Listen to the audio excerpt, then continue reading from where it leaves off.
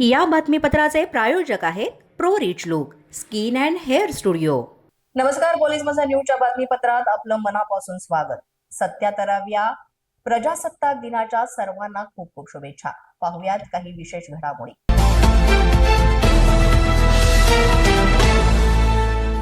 आज सोमवार दिनांक 26 जानेवारी रोजी देशाचा 77वा प्रजासत्ताक दिन साजरा करण्यात आला। प्रजासत्ताक दिनी दिल्लीतील कर्तव्य पथावर लष्करी संचलन करण्यात आलं। यावेळेस विविध राज्यांचे चित्ररथ भारताच्या विविधतेने नटलेल्या संस्कृतीचं प्रदर्शन करत होते।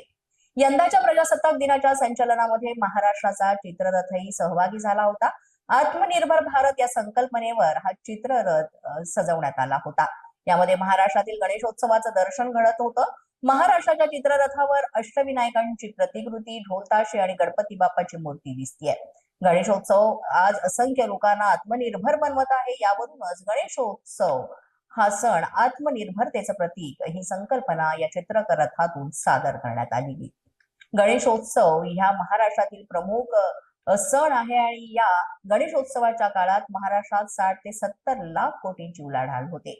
आत्मनिर्भर भारत या मोहिमेला गणेशोत्सवाच्या माध्यमातून कशी चालना मिळते हा संदेश महाराष्ट्राच्या चित्ररथाच्या माध्यमातून देण्याचा प्रयत्न करण्यात आला। या वर्षीच्या परेडमध्ये एकूण 30 चित्ररथ होते। यामध्ये 17 राज्य आणि 18 केंद्र सरकारच्या विभागातील चित्ररथांचा समावेश होता। स्वातंत्र्याचा मंत्र, वंदे मातरम आणि समृद्धीचा मंत्र, आत्मनिर्भर भारत ही यंदाची संकल्पना।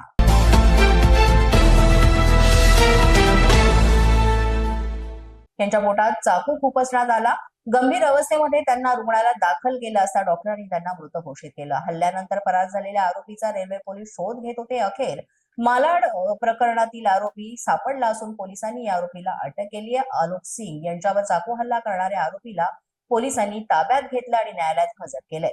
आरोपीनं गर्दीचा फायदा घेऊन तिथे पसार झाला। रेल्वे पोलिसांनी तातडीनं घटनास्थळावरील सीसीटीव्ही फुटेज तपासले। तांत्रिक तपासाच्या आधारे पोलिसांनी आरोपीची ओळख पटवून त्याचा माग काढला। ओमकार शिंदे असे आरोपीचं नाव असल्याचं सांगितलं जात आहे। पोलिसांनी ओमकार शिंदे याला वसई स्थानकातून ताब्यात घेतलं। ओमकार शिंदे हा मालाड कुडाळ विलेज इथं राहणारा असल्याची माहिती समोर येते। सध्या आरोपीला बोरिवली पोलीस ठाण्यात आणण्यात आलं असून याचा पुढील सुद्धा तपास सुरू आहे।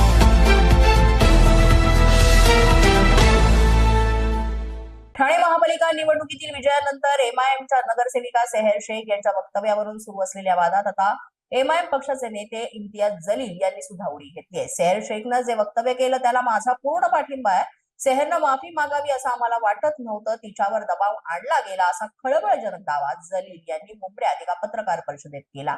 यानंतर यावर भाजपचे अमित साटम यांनी सुद्धा आपली प्रतिक्रिया दिलेली आहे। पुढचे 100 वर्ष घ्यावे लागले तरी सुद्धा महाराष्ट्र हा तुम्ही हिरवा करू शकत नाही असं हे विधान केलेलं आहे। पोलीस माझा न्यूजच्या बातमीपत्रात वेळ झाली का छोट्याशा विश्रांतीची। पाहत रहा पोलीस माझा न्यूज। या बातमीपत्राचे प्रायोजक आहेत pro rich look skin and hair studio. विश्रांतीनंतर पुन्हा एकदा पोलीस माझा न्यूजच्या बातमीपत्रात आपलं मनापासून स्वागत।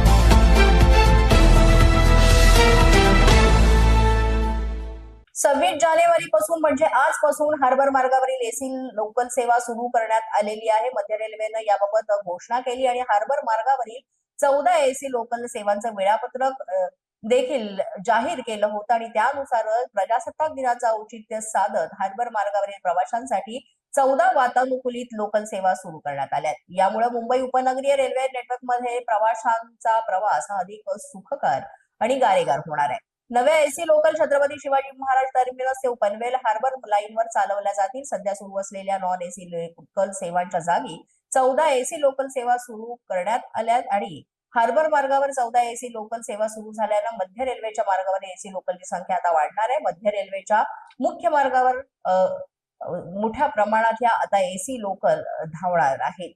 मध्य रेल्वेच्या लोकल सेवांची संख्या जर पाहण्यात गेली तर 1820 इतकी कायम राहणार आहे।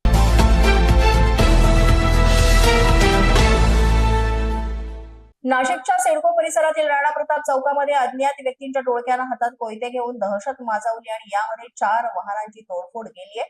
प्रजासत्ताक दिनाच्या पूर्वसंध्येलाच म्हणजे रविवारी रात्री ही घटना घडली आहे। वाहनांची तोडफोड केल्यानंतर हे आरोपी फरार झाले। यामध्ये वाहनांचं मोठ्या प्रमाणात नुकसान झालं असून परिसरात भीतीचं वातावरण पसरलेलं आहे। फरार आरोपींचा नाशिक पोलीस आता कसून शोध घेत आहेत। माझा न्यूजच्या या बातमीपत्रात आज इतकंच. तुम्हाला आमचं बातमीपत्र कसं वाटतंय याबाबत अवश्य अभिप्राय कळवा. यासाठी पोलीस माझा न्यूजचं युट्यूब चॅनल सबस्क्राईब करा. तसंच आमचं फेसबुक, इंस्टाग्राम आणि ट्विटर अकाउंट फॉलो करा. अधिक माहितीसाठी आमच्या www.policemazhanews.com या वेबसाईटला भेट द्या. आमचे अधिकृत प्रतिनिधी व्हायचे असेल तर स्क्रीनवर दिलेल्या क्रमांकांवर आजच संपर्क